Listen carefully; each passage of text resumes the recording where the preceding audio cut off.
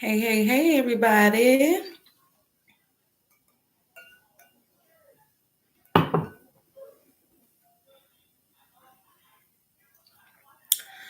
Just hopping on live. I've been meaning to talk about the Cyntoia Brown story, and I haven't got a chance to. So,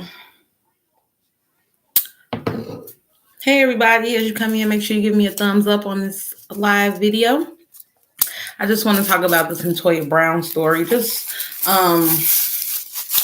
if you would like to talk about that with me, comment if you've seen the Cyntoia Brown story on Netflix. Let me know. Have you even seen the story now? Have you seen it? Because, honey, make you want to roll up a joint if you've seen it.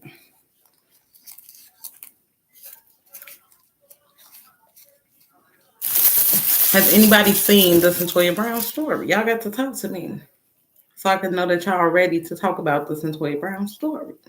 But anyway, I'm just going to start talking about it myself. So you guys can feel free to jump right on in if you have anything to say about what I'm talking about. But basically, I just wanted to talk about the Cyntoia Brown story and what I thought about it and if I felt like she should have been granted clemency. Clemency is when an offender is given maybe a reduced sentence or time served, so they will be released from prison. So basically, with her, her sentence was reduced. She was first given a life sentence. However, through appeals and everything like that, she was basically her sentence was overturned, and she was just given 15 years. So to give y'all a little backstory about Cyntoia, she was 16 when she murdered a guy named Johnny Allen because she had went to his home with him and she was a prostitute. Okay.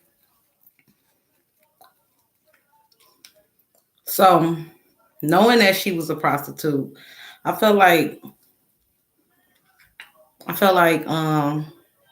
she had a risky job anyway. So I felt like she was taking that risk. I don't really understand as far as how it goes with sex trafficking. Do you guys feel like at 16 you are being sex trafficked if you are a prostitute willingly? She willingly took on that role. I know they were saying as far as her boyfriend, because her boyfriend was so much older than her, and because he was 24, so they are saying as far as like sex trafficking or sex slave. I don't know how those two go hand in hand, but they seem to go hand in hand. Does anyone know about anything about like how it can go hand in hand? Because I'm really kind of confused. But anyway, I'm just rambling because I was rolling up this joint, so I was just rambling. But to get down to the true feelings of how I feel about this whole thing, I feel like Cyntoia should not be a free woman. I know a lot of people are not going to agree with me, honey. Y'all got y'all wine. Y'all might need a little sip because of the things I'm about to say. I don't feel like Cyntoia should have been granted clemency. I don't. And no one is here to agree with me. Look, do you guys agree with me or what? Make sure you give this video a thumbs up. To all of the people who are just joining me, I'm talking about the Cyntoia Brown story, just basically ranting and raving about, do I feel like Cyntoia Brown should have been granted clemency? So what do you guys think about the Cyntoia Brown story? First of all, have any of you guys seen the Cyntoia Brown story on Netflix? If you haven't, make sure you go check that out. It is on Netflix, and it's pretty decent. Cyntoia herself said that she had no parts in the documentary and no parts in making it, and I guess hasn't received any money for it. So yeah, haven't seen it. No, you haven't seen it.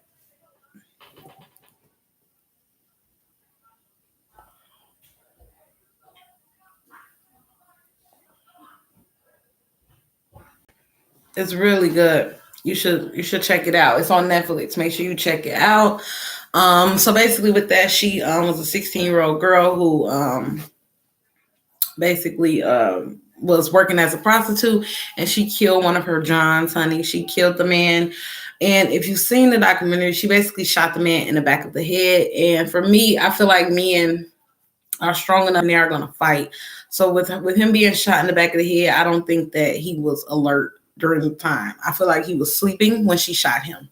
So yeah, that's just how I feel. What y'all think?